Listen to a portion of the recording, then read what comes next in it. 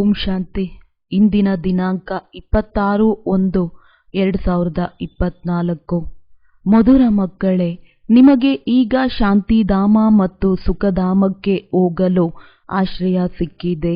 ನೀವು ತಂದೆಯನ್ನು ನೆನಪು ಮಾಡುತ್ತಾ ಪಾವನರಾಗಿ ಕರ್ಮಾತೀತರಾಗಿ ನಿಮ್ಮ ಶಾಂತಿಧಾಮಕ್ಕೆ ಹೋಗುವಿರಿ. ಪ್ರಶ್ನೆ: ತಂದೆಯ ಪ್ರೀತಿಯು ಯಾವ ಮಕ್ಕಳಿಗೆ ಸಿಗುತ್ತದೆ? ತಂದೆಯ ಪ್ರತ್ಯಕ್ಷತೆಯನ್ನು ಹೇಗೆ ಮಾಡುವಿರಿ? ಉತ್ತರ: ಯಾವ ಮಕ್ಕಳು ಪ್ರಾಮಾಣಿಕ ಸೇವಾದಾರಿ ಹಾಗೂ ಬಹಳ ಮಧುರರಾಗಿರುತ್ತಾರೆಯೋ, ಎಂದು ಯಾರಿಗೂ ದುಃಖವನ್ನು ಕೊಡುವುದಿಲ್ಲವೋ ಅಂತಹ ಮಕ್ಕಳಿಗೆ ತಂದೆಯ ಪ್ರೀತಿ ಸಿಗುತ್ತದೆ. ಯಾವಾಗ ತಾವು ಮಕ್ಕಳಿಗೆ ಪರಸ್ಪರದಲ್ಲಿ ಬಹಳ ಪ್ರೀತಿ ಇರುತ್ತದೆ ಎಂದೂ ಸಹ ತಪ್ಪಾಗುವುದಿಲ್ಲವೋ, ಮುಖದಿಂದ ದುಃಖವನ್ನು ಕೊಡುವಂತಹ ಮಾತುಗಳು ಬರುವುದಿಲ್ಲವೋ, ಸದಾ ಸಹೋದರನ ಆತ್ಮೀಯ ಪ್ರೀತಿಯಲ್ಲಿದ್ದಾಗ ತಂದೆಯ ಪ್ರತ್ಯಕ್ಷತೆಯನ್ನು ಮಾಡಲು ಸಾಧ್ಯ. ಗೀತೆ: ನನಗೆ ಆಶ್ರಯ ಕೊಡುವವರು. ಓಂ ಶಾಂತಿ. ಗೀತೆಯನ್ನಂತೂ ಮಕ್ಕಳು ಅನೇಕ ಬಾರಿ ಕೇಳಿದ್ದೀರಿ. ಅವಾಗಮನ ಚಕ್ರದಲ್ಲಿ ನಾವು ಎಷ್ಟೊಂದು ಅಲೆದಾಡಿದ್ದೇವೆ ಎಂಬುದು ಮಕ್ಕಳಿಗೆ ಗೊತ್ತಿದೆ. ಡ್ರಾಮಾ ಅನುಸಾರ ಒಂದು ಶರೀರವನ್ನು ಬಿಟ್ಟು ಇನ್ನೊಂದನ್ನು ಪಡೆದೆವು. ಸುಖಧಾಮದಲ್ಲಿ ನಾವಾಗಿಯೇ ಖುಷಿಯಿಂದ ಒಂದು ಶರೀರವನ್ನು ಬಿಟ್ಟು ಇನ್ನೊಂದನ್ನು ಪಡೆಯುತ್ತಿದ್ದೆವು. ಈಗ ತಂದೆಯು ಖುಷಿಯಿಂದ ಶರೀರ ಬಿಡಲು ತಿಳಿಸುತ್ತಿದ್ದಾರೆ. ನಾವಾತ್ಮರು ಪರಂಧಾಮದಿಂದ ಬಂದಿದ್ದೇವೆ, ಇಲ್ಲಿ ಪಾತ್ರವನ್ನಭಿನಯಿಸುತ್ತಿದ್ದೇವೆ ಎಂಬುದು ನಿಮಗೆ ಗೊತ್ತಿದೆ. ನಾನಾತ್ಮ ಅವಿನಾಶಿ ಎಂಬುದು ಆತ್ಮದ ಬಗ್ಗೆ ಮೊದಲು ನಿಶ್ಚಯ ಬೇಕು. ಆಶ್ರಯದಾತ ಒಬ್ಬ ತಂದೆಯಾಗಿದ್ದಾರೆ ಎಂಬುದನ್ನು ಮಕ್ಕಳಿಗೆ ತಿಳಿಸಲಾಗುತ್ತದೆ. ತಂದೆಯನ್ನು ನೆನಪು ಮಾಡುವುದರಿಂದ ಬಹಳ ಖುಷಿಯಾಗುತ್ತದೆ. ಇದು ಬಹಳ ಅರ್ಥ ಮಾಡಿಕೊಳ್ಳುವ ವಿಚಾರಗಳಾಗಿವೆ. ಮೊದಲು ಎಲ್ಲರೂ ಶಾಂತಿಧಾಮದಲ್ಲಿರುತ್ತಾರೆ, ನಂತರ ಸುಖಧಾಮಕ್ಕೆ ಬರುತ್ತಾರೆ.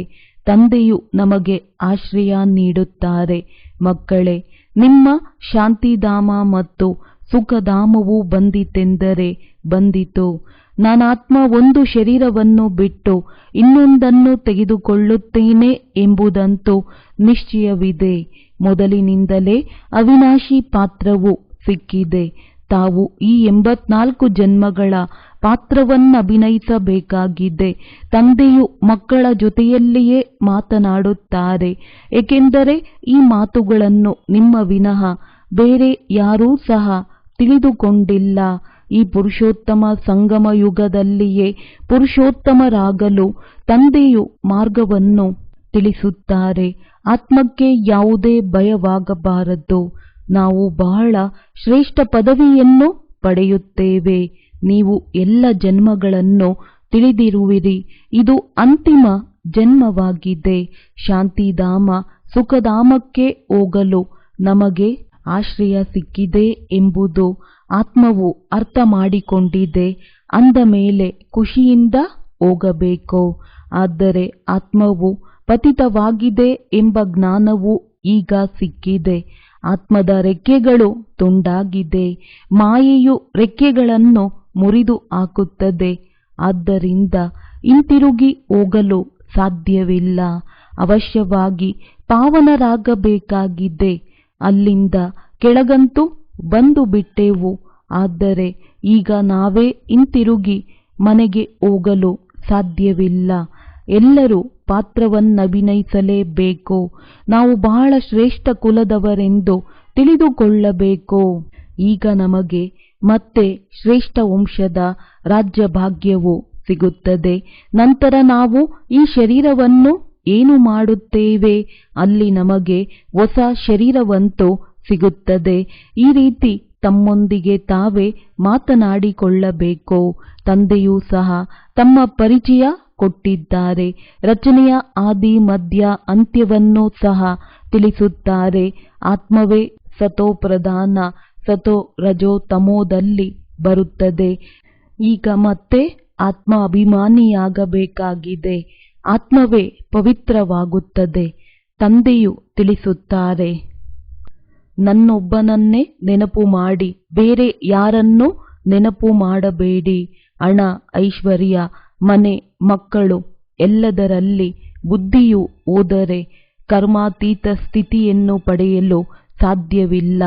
ನಂತರ ಪದವಿಯು ಕಡಿಮೆಯಾಗಿ ಬಿಡುತ್ತದೆ. ಪುನಃ ಶಿಕ್ಷೆಯನ್ನು ಅನುಭವಿಸಬೇಕಾಗುತ್ತದೆ. ಈಗ ನಾವಾತ್ಮಗಳು ಹಿಂತಿರುಗಿ ಹೋಗುವವರು ಪಾವನರಾಗಿಯೇ ಹೋಗಬೇಕು. ತಂದೆಯು ಹೇಳುತ್ತಾರೆ, ಪಾವನರಾಗಬೇಕಾದರೆ ಖುಷಿಯಿಂದ ಏಕೆ ತಂದೆಯನ್ನು ನೆನಪು ಮಾಡುವುದಿಲ್ಲ? ಅದರಿಂದ ನಮ್ಮ ವಿಕರ್ಮವೆಲ್ಲ ವಿನಾಶವಾಗುತ್ತದೆ. ಸ್ವಯಂ ನೆನಪು ಮಾಡುತ್ತಿದ್ದರೆ ಬೇರೆಯವರಿಗೂ ಹೇಳಿದಾಗ ಬಾಣವು ನಾಟುತ್ತದೆ.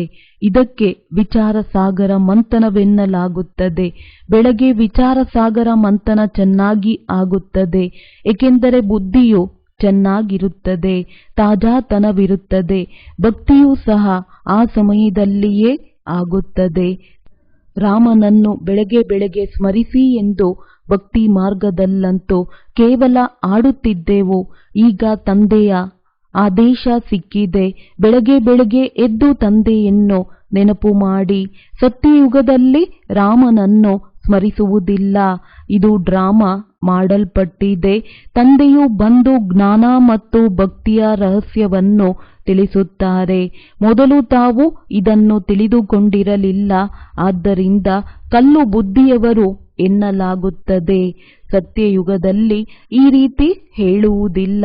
ಈ ಸಮಯದಲ್ಲಿಯೇ ಹೇಳುತ್ತಾರೆ, ಈಶ್ವರನು ನಿಮ್ಮ ಬುದ್ಧಿಯನ್ನು ಚೆನ್ನಾಗಿ ಮಾಡಲಿ. ಇಲ್ಲಿಯ ಗಾಯನ ಭಕ್ತಿ ಮಾರ್ಗದಲ್ಲಿ ನಡೆಯುತ್ತದೆ.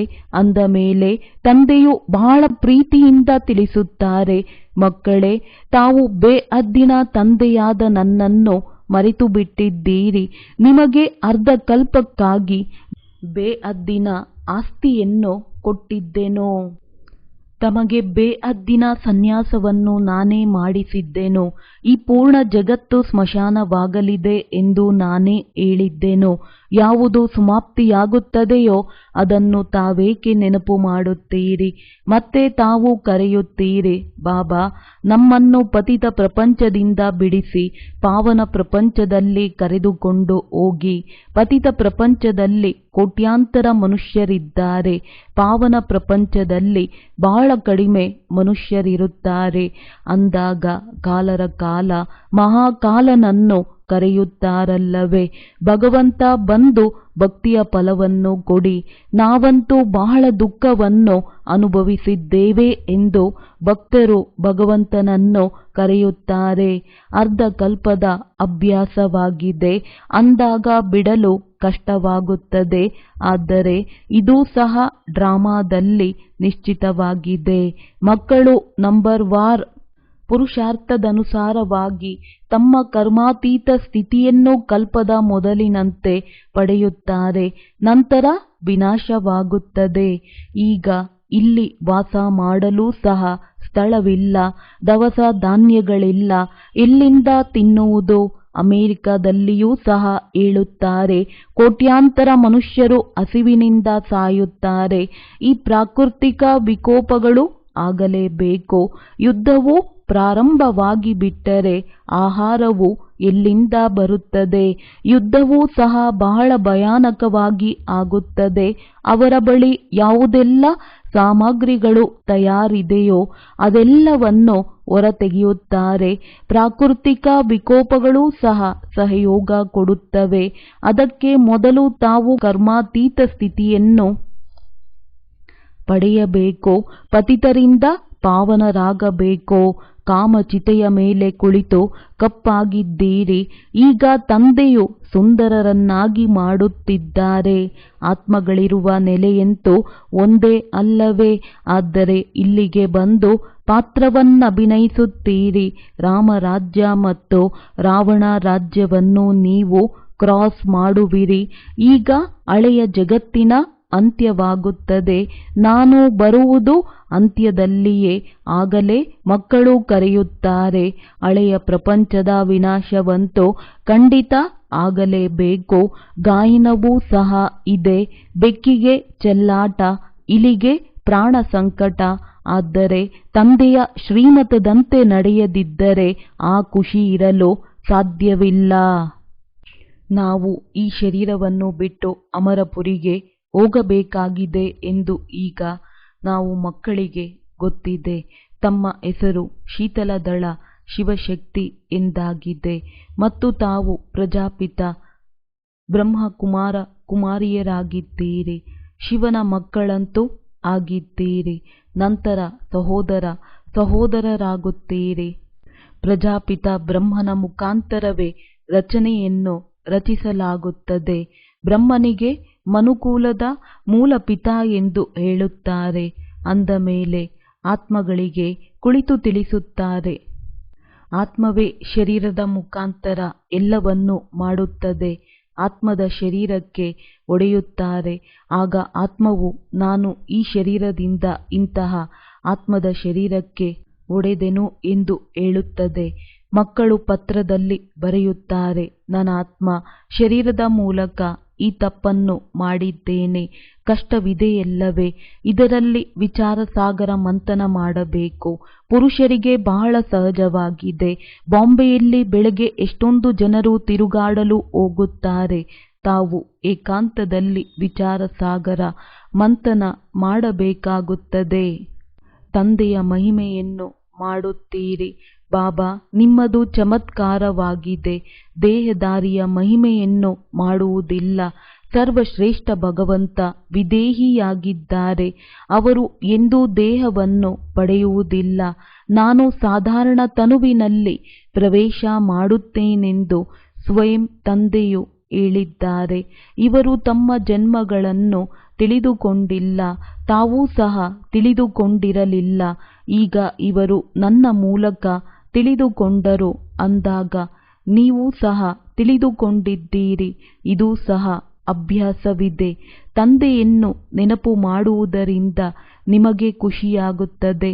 ಯಾವಾಗ ತಮ್ಮನ್ನು ಆತ್ಮವೆಂದು ನಿಶ್ಚಯ ಮಾಡಿಕೊಳ್ಳುತ್ತೀರಿ ಆಗ ಆತ್ಮವನ್ನೇ ನೋಡುತ್ತಿರುತ್ತೀರಿ. ಆಗ ವಿಕಾರದ ಯಾವುದೇ ಮಾತುಗಳು ಬರಲು ಸಾಧ್ಯವಿಲ್ಲ. ತಂದೆಯು ಹೇಳುತ್ತಾರೆ, ಅಶರೀರಿ ಭವ. ಮತ್ತೆ ವಿಕಾರಿ ಯೋಜನೆಗಳು ಹೇಗೆ ಉತ್ಪನ್ನವಾಗುತ್ತದೆ? ಶರೀರವನ್ನು ನೋಡುವುದರಿಂದ ಬೀಳುತ್ತೀರಿ. ಆದ್ದರಿಂದ ಆತ್ಮವನ್ನು ನೋಡಬೇಕು. ಆತ್ಮನಾಗಿದ್ದೇನೆ. ನಾನು ಈ ಪಾತ್ರವನ್ನು ಅಭಿನಯಿಸಿದ್ದೇನೆ. ಈಗ ತಂದೆಯು ಅಶರೀರಿ ಭವ ಎಂದು ಹೇಳುತ್ತಾರೆ. ನನ್ನನ್ನು ನೆನಪು ಮಾಡಿದರೆ ಪಾಪವು ಭಸ್ಮವಾಗುತ್ತದೆ. ಹಾಗೂ ನೆನಪಿನ ಯಾತ್ರೆಯಲ್ಲಿ ಬರುವುದರಿಂದ ಸಂಪಾದನೆಯು ಜಮಾ ಆಗುತ್ತದೆ.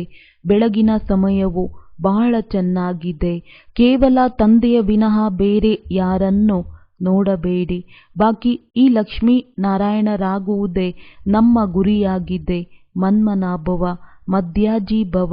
ಇದರ ಅರ್ಥವನ್ನು ಯಾರೂ ತಿಳಿದುಕೊಂಡಿಲ್ಲ. ಭಕ್ತಿ ಇರುವುದೇ ಪ್ರವೃತ್ತಿ ಮಾರ್ಗದವರಿಗೆ ಎಂದು ತಾವು ತಿಳಿಸಬಹುದು. ನಿವೃತ್ತಿ ಮಾರ್ಗದವರು ಕಾಡಿನಲ್ಲಿ ಭಕ್ತಿಯೇನು ಮಾಡುತ್ತಾರೆ? ಮೊದಲು ಇವರೂ ಸಹ ಸತೋಪ್ರಧಾನರಾಗಿದ್ದರು.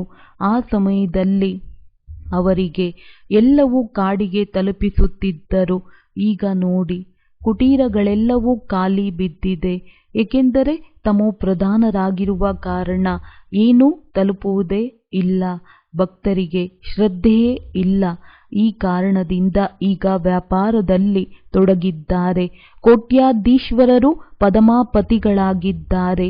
ಈಗಂತೂ ಎಲ್ಲವೂ ಸಮಾಪ್ತಿಯಾಗುವುದಿದೆ. ಚಿನ್ನದಿಂದ ಮೆಹಲು ಮೊದಲಾದವುಗಳನ್ನು ಮಾಡಿಕೊಳ್ಳುತ್ತೇವೆಂದಲ್ಲ, ಅಲ್ಲಿ ಎಲ್ಲವೂ ಹೊಸದಾಗಿರುತ್ತದೆ. ದವಸ ಧಾನ್ಯಗಳು ಹೊಸದು. ಹೊಸ ಪ್ರಪಂಚದಲ್ಲಿ ಬಹಳ ಒಳ್ಳೆಯ ವಸ್ತುಗಳಿರುತ್ತವೆ. ಈಗಂತೂ ಭೂಮಿಯು ನಿಸ್ಸಾರವಾಗಿದೆ. ಅದರಲ್ಲಿ ಫಲವೂ ಸಹ ಪೂರ್ಣ ಸಿಗುವುದಿಲ್ಲ. ಅಲ್ಲಿ ಪೂರ್ಣ ಭೂಮಿ ಸಾಗರವೂ ಸಹ ನಿಮ್ಮದಾಗಿರುತ್ತದೆ. ಅಲ್ಲಿ ಎಷ್ಟು ಶುದ್ಧವಾದ ಭೋಜನವನ್ನು ಸ್ವೀಕರಿಸುತ್ತೀರಿ. ಇಲ್ಲಿ ನೋಡಿ, ಪ್ರಾಣಿಗಳನ್ನೂ ಸಹ ಬೇಯಿಸಿ ತಿಂದು ಬಿಡುತ್ತಾರೆ. ಅಲ್ಲಂತೂ ಇಂತಹ ಯಾವುದೇ ಮಾತುಗಳಿಲ್ಲ. ಅಂದ ಮೇಲೆ ತಾವು ಮಕ್ಕಳು ತಂದೆಗೆ ಬಹಳ ಧನ್ಯವಾದಗಳನ್ನು ತಿಳಿಸಬೇಕು. ತಾವು ತಂದೆಯನ್ನು ಅರ್ಥ ಮಾಡಿಕೊಂಡಿದ್ದೀರಿ ಹಾಗೂ ಅನ್ಯರಿಗೂ ಹೇಳುತ್ತೀರಿ. ತಂದೆಯು ಹೇಳಿದ್ದಾರೆ, ನಾನು ಸಾಧಾರಣ ವೃದ್ಧನ ತನುವಿನಲ್ಲಿ ಇವರ ಬ್ರಹ್ಮ ವಾನಪ್ರಸ್ಥ ಸ್ಥಿತಿಯಲ್ಲಿ ಪ್ರವೇಶ ಮಾಡುತ್ತೇನೆ. ವಾನಪ್ರಸ್ಥ ಸ್ಥಿತಿಯಲ್ಲಿಯೇ ಹಿಂತಿರುಗಿ ಹೋಗಬೇಕು. ಇದೂ ಸಹ ನಿಯಮವಿದೆ. ಭಕ್ತಿಯಲ್ಲಿಯೂ ಸಹ ಇದೇ ಪದ್ಧತಿಯು ನಡೆಯುತ್ತದೆ. ಇವೆಲ್ಲವೂ ಧಾರಣೆ ಮಾಡಿಕೊಳ್ಳುವ ಮಾತುಗಳಾಗಿವೆ. ಕೆಲವರಂತೂ ಚೆನ್ನಾಗಿ ಬರೆದು ಧಾರಣೆ ಮಾಡಿ ಅನ್ಯರಿಗೂ ಹೇಳುತ್ತಾರೆ. ಕೇಳುವುದರಿಂದ ಬಹಳ ಖುಷಿಯಾಗುತ್ತದೆ. ಏಕೆಂದರೆ ಈಗ ಆಶ್ರಯವು ಸಿಕ್ಕಿದೆ. ಪ್ರತಿಯೊಬ್ಬರ ಆತ್ಮವು ಭೃಕುಟಿಯ ಸಿಂಹಾಸನದ ಮೇಲೆ ವಿರಾಜಮಾನವಾಗಿದೆ ಎಂಬುದು ನಿಮಗೆ ಗೊತ್ತಿದೆ. ಭೃಕುಟಿಯ ಮಧ್ಯದಲ್ಲಿ ಅವಿನಾಶಿ ನಕ್ಷತ್ರವು ಹೊಳೆಯುತ್ತಿದೆ ಎಂದು ಆತ್ಮಕ್ಕೆ ಹೇಳಲಾಗುತ್ತದೆ. ಪರಂಪಿತ ಪರಮಾತ್ಮ ಶಿವ ಹೊಳೆಯುತ್ತಾರೆ ಎಂದು ಹೇಳುವುದಿಲ್ಲ. ಆದರೆ ಆತ್ಮವು ಹೊಳೆಯುತ್ತಿದೆ. ಆತ್ಮವು ಸಹೋದರನಾಗಿದೆ. ಅದಕ್ಕೆ ಹಿಂದೂಸ್ತಾನಿ ಪಾಕಿಸ್ತಾನಿ ಬೌದ್ಧಿಗಳೆಲ್ಲರೂ ಸಹೋದರನಾಗಿದ್ದಾರೆ ಎಂದು ಹೇಳುತ್ತಾರೆ. ಆದರೆ ಸಹೋದರತ್ವದ ಅರ್ಥವನ್ನೇ ತಿಳಿದುಕೊಂಡಿಲ್ಲ. ಪರಸ್ಪರ ನಿಮ್ಮಲ್ಲಿ ಎಷ್ಟೊಂದು ಪ್ರೀತಿ ಇರಬೇಕಾಗಿದೆ. ಆದರೆ ದೇಹಾಭಿಮಾನದಲ್ಲಿ ಬರುವುದರಿಂದ ಪರಸ್ಪರರಿಂದ ತೊಂದರೆ ಪಡುತ್ತಾರೆ. ನಂತರ ಪರಸ್ಪರ ಗ್ಲಾನಿ ಮಾಡುತ್ತಿರುತ್ತಾರೆ. ಈ ಸಮಯದಲ್ಲಂತೂ ನೀವು ಮಕ್ಕಳು ಪರಸ್ಪರದಲ್ಲಿ ಬಹಳ ಶಿರಖಂಡವಾಗಿರಲೇಬೇಕು. ಈ ಸಮಯದಲ್ಲಿ ಯಾರು ಈ ಪುರುಷಾರ್ಥ ಮಾಡುತ್ತೀರೋ ಅವರು 21 ಜನ್ಮಗಳಲ್ಲಿ ಬಹಳ ಶಿರಖಂಡವಾಗಿರುತ್ತೀರಿ. ಒಂದು ವೇಳೆ ಯಾವುದಾದರೂ ಉಲ್ಟಾ ಮಾತು ಮುಖದಿಂದ ಬಂದರೆ ತಕ್ಷಣ ಐ ಆಮ್ ಸಾರಿ, ನನ್ನನ್ನು ಕ್ಷಮಿಸಿ ಎಂದು ಕೇಳಬೇಕು. ಏಕೆಂದರೆ ಬಹಳ ಮಧುರರಾಗಿರಬೇಕು ಎಂದು ತಂದೆಯ ಆದೇಶವಾಗಿದೆ. ಯಾರು ಆದೇಶವನ್ನು ಪಾಲಿಸುವುದಿಲ್ಲವೋ ಅವರಿಗೆ ಈಶ್ವರನಿಗೆ ಅಪ್ರಾಮಾಣಿಕರೆಂದು ಹೇಳಲಾಗುತ್ತದೆ. ಎಂದೂ ಸಹ ಯಾರಿಗೂ ದುಃಖ ಕೊಡಬಾರದು. ತಂದೆಗೆ ಗೊತ್ತಿದೆ, ಮಿಲಿಟರಿಯವರು ಯುದ್ಧವನ್ನು ಮಾಡಬೇಕಾಗುತ್ತದೆ. ಕೇವಲ ತಮ್ಮನ್ನು ಆತ್ಮನೆಂದು ತಿಳಿದು ನನ್ನನ್ನು ನೆನಪು ಮಾಡಿದರೆ ಬಂಧನವು ದೂರವಾಗುತ್ತದೆ. ಈ ಹಳೆಯ ಪ್ರಪಂಚವನ್ನು ಏನು ನೋಡುವುದಿದೆ? ನಾವಂತೂ ಹೊಸ ಪ್ರಪಂಚವನ್ನು ನೋಡಬೇಕು. ಈಗ ಶ್ರೀಮತದಿಂದ ಹೊಸ ಪ್ರಪಂಚದ ಸ್ಥಾಪನೆಯಾಗುತ್ತಿದೆ. ಇದರಲ್ಲಿ ಆಶೀರ್ವಾದದ ಯಾವುದೇ ಮಾತಿಲ್ಲ. ಶಿಕ್ಷಕರು ಎಂದೂ ಆಶೀರ್ವಾದ ಮಾಡುವುದಿಲ್ಲ, ಓದಿಸುತ್ತಾರೆ. ಯಾರೆಷ್ಟು ಓದುತ್ತಾರೆಯೋ, ಗುಣಗಳ ಧಾರಣೆ ಮಾಡಿಕೊಳ್ಳುತ್ತಾರೆಯೋ ಅಂತಹ ಪದವಿಯನ್ನು ಪಡೆಯುತ್ತಾರೆ. ಇದರಲ್ಲಿಯೂ ಸಹ ಅದೇ ರೀತಿ ಇದೆ. ನಾನು ಹೇಗೆ ನಡೆದುಕೊಳ್ಳುತ್ತೇನೆ ಎಂದು ತಮ್ಮ ರಿಜಿಸ್ಟರನ್ನು ತಾವೇ ನೋಡಿಕೊಳ್ಳಬೇಕು. ಕೆಲವರಂತೂ ಬಹಳ ಮಧುರವಾಗಿ ನಡೆದುಕೊಳ್ಳುತ್ತಾರೆ. ಪ್ರತಿ ಮಾತಿನಲ್ಲಿಯೂ ರಾಜಿಯಾಗಿರುತ್ತಾರೆ.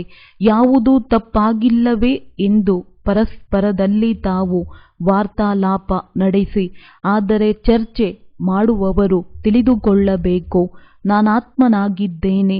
ನಾನು ನನ್ನ ಸಹೋದರನನ್ನು ಕೇಳುತ್ತೇನೆ. ಈ ಶರೀರದ ಮೂಲಕ ಯಾವುದೇ ತಪ್ಪಾಗಿಲ್ಲವೇ? ಯಾರಿಗೂ ದುಃಖ ಕೊಟ್ಟಿಲ್ಲವೇ?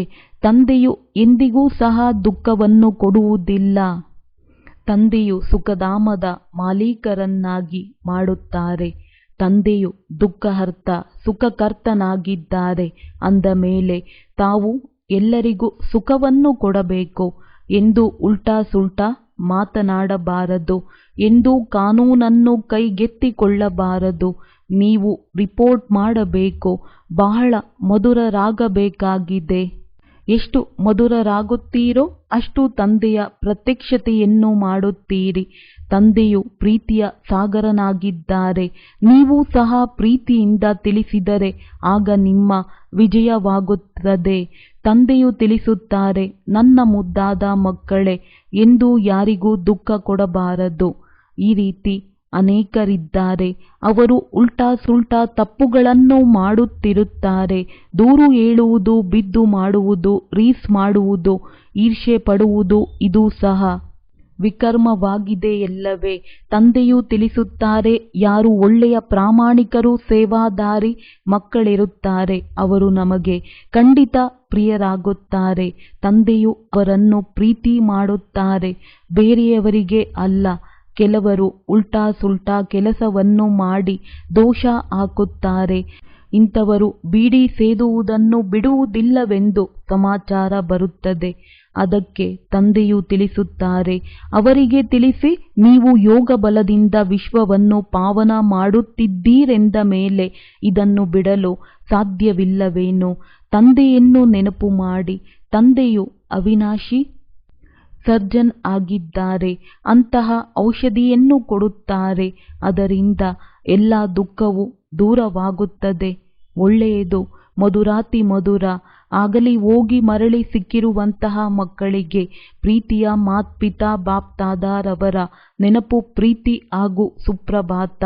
ಆತ್ಮೀಯ ಮಕ್ಕಳಿಗೆ ಆತ್ಮೀಯ ತಂದೆಯ ನಮಸ್ತೆ. ಧಾರಣೆಗಾಗಿ ಮುಖ್ಯ ಸಾರ: ದೇಹಾಭಿಮಾನದಲ್ಲಿ ಬಂದು ಪರಸ್ಪರರಲ್ಲಿ ತೊಂದರೆ ಕೊಡಬಾರದು. ಪ್ರತಿಯೊಂದು ಮಾತಿನಲ್ಲಿ ಖುಷಿಯಿಂದ ಇರಬೇಕು. ಎಂದೂ ಸಹ ದೂರು ಹೇಳಬಾರದು, ಹಠ ಮಾಡುವುದು, ರೀಸ್ ಮಾಡಬಾರದು, ಯಾರಿಗೂ ದುಃಖ ಕೊಡಬಾರದು. ಪರಸ್ಪರದಲ್ಲಿ ಬಹಳ ಮಧುರ ಶಿರಖಂಡವಾಗಿ ಇರಬೇಕಾಗಿದೆ. ಬೆಳಗ್ಗೆ ಬೆಳಗ್ಗೆ ಎದ್ದು ಪ್ರೀತಿಯಿಂದ ತಂದೆಯನ್ನು ನೆನಪು ಮಾಡಬೇಕು. ತಮ್ಮೊಂದಿಗೆ ತಾವೇ ಮಾತನಾಡಿಕೊಳ್ಳಬೇಕು. ವಿಚಾರ ಸಾಗರ ಮಂಥನ ಮಾಡುತ್ತಾ ತಂದೆಗೆ ಧನ್ಯವಾದಗಳನ್ನು ಹೇಳಬೇಕಾಗಿದೆ. ವರದಾನ: ತಮ್ಮ ಶಕ್ತಿಶಾಲಿ ಸ್ಥಿತಿಯಲ್ಲಿ ಸ್ಥಿತರಾಗಿದ್ದು ಮನಸ್ಸಿನ ಮೂಲಕ ಸೇವೆ ಮಾಡುವಂತಹ ನಂಬರ್ 1 ಸೇವಾದಾರಿ ಭವ. ಒಂದು ವೇಳೆ ಯಾರಿಗಾದರೂ ವಾಣಿಯ ಸೇವೆ ಚಾನ್ಸ್ ಸಿಗದೆ ಹೋದರೂ ಸಹ ಮನ್ಸಾ ಸೇವೆಯ ಚಾನ್ಸ್ ಎಲ್ಲ ಸಮಯದಲ್ಲೂ ಇದ್ದೇ ಇರುತ್ತದೆ. ಶಕ್ತಿಶಾಲಿ ಮತ್ತು ಎಲ್ಲಕ್ಕಿಂತಲೂ ದೊಡ್ಡದರಲ್ಲಿ ದೊಡ್ಡ ಸೇವೆ ಮನ್ಸಾ ಸೇವೆಯಾಗಿದೆ. ಮನ್ಸಾ ಸೇವೆಯಾಗಿದೆ. ವಾಣಿಯ ಸೇವೆ ಸಹಜವಾಗಿದೆ. ಆದರೆ ಮನ್ಸಾ ಸೇವೆಗಾಗಿ ಮೊದಲು ತಮ್ಮನ್ನು ಶಕ್ತಿಶಾಲಿಯನ್ನಾಗಿ ಮಾಡಿಕೊಳ್ಳಬೇಕಾಗಿದೆ. ವಾಣಿಯ ಸೇವೆಯಂತೂ ಸ್ಥಿತಿ ಮೇಲೆ ಕೆಳಗೆ ಆಗುತ್ತಿದ್ದರೂ ಸಹ ಮಾಡಿಬಿಡುವಿರಿ. ಆದರೆ ಮನ್ಸಾ ಸೇವೆ ಹೀಗೆ ಆಗಲು ಸಾಧ್ಯವಿಲ್ಲ. ಯಾವುದನ್ನು ತಮ್ಮ ಶ್ರೇಷ್ಠ ಸ್ಥಿತಿಯ ಮೂಲಕ ಸೇವೆ ಮಾಡುವಿರಿ ಅದೇ ನಂಬರ್ 1 ಸೇವಾದಾರಿ ಫುಲ್ ಮಾರ್ಕ್ಸ್ ಪಡೆಯಲು ಸಾಧ್ಯ. ಸ್ಲೋಗನ್: ಲೌಕಿಕ ಕಾರ್ಯ ಮಾಡುತ್ತಾ ಅಲೌಕಿಕತೆಯ ಅನುಭವ ಮಾಡುವುದೇ ಶರಣಾಗತಿಯಾಗುವುದಾಗಿದೆ. ಅವ್ಯಕ್ತ ಸೈಲೆನ್ಸ್ನ ಮೂಲಕ ಡಬಲ್ ಲೈಟ್ ಫರಿಷ್ಠಾ ಸ್ಥಿತಿಯ ಅನುಭವ ಮಾಡಿ. ಈಗ ಡಬಲ್ ಲೈಟ್ ಆಗಿ ದಿವ್ಯ ಬುದ್ಧಿರೂಪಿ ವಿಮಾನದಿಂದ ಎಲ್ಲದಕ್ಕಿಂತ ಶ್ರೇಷ್ಠ ಶಿಖೆಯ ಸ್ಥಿತಿಯಲ್ಲಿ ಸ್ಥಿತರಾಗಿ ವಿಶ್ವದ ಸರ್ವ ಆತ್ಮರ ಪ್ರತಿ ಲೈಟ್ ಮತ್ತು ಮೈಟ್ನ ಶುಭ ಭಾವನೆ ಮತ್ತು ಶ್ರೇಷ್ಠ ಕಾಮನೆಯ ಸಹಯೋಗದ ಅಲೆಯನ್ನು ಹರಡಿಸಿರಿ. ಈ ವಿಮಾನದಲ್ಲಿ ಬಾಪ್ತಾದಾರವರ ರಿಫೈನ್ ಶ್ರೇಷ್ಠ ಮತದ ಸಾಧನವಾಗಿದೆ. ಅವರಿಂದ ಸ್ವಲ್ಪವೂ ಮನ್ಮತ ಪರಮತದ ಕೊಳಕು ಇರುವುದಿಲ್ಲ. ಒಳ್ಳೆಯದು. ಓಂ ಶಾಂತಿ.